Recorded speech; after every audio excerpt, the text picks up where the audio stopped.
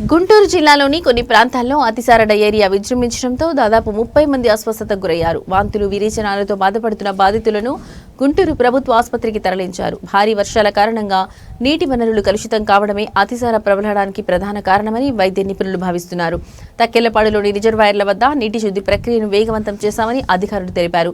ఆరోగ్య శాఖ అధికారులు ఇళ్లలో సరఫరా అవుతున్న నీటి నమూనాలను సేకరించి పరీక్షల నిమిత్తం పంపించారు. ప్రజలు తప్పనిసరిగా నీటిని కాచి చల్లార్చిన తర్వాతే తాగాలని ఆరోగ్య శాఖ అధికారులు సూచిస్తున్నారు. గుంటూరు ఈస్ట్ ఎమ్మెల్యే నసీర్ అహ్మద్ ప్రభుత్వ ఆసుపత్రిని సందర్శించి రోగులను పరామర్శించారు. రోగులకు మెరుగైన వైద్య సదుపాయాలు అందించాలని ఆసుపత్రి అధికారులను ఆదేశించారు.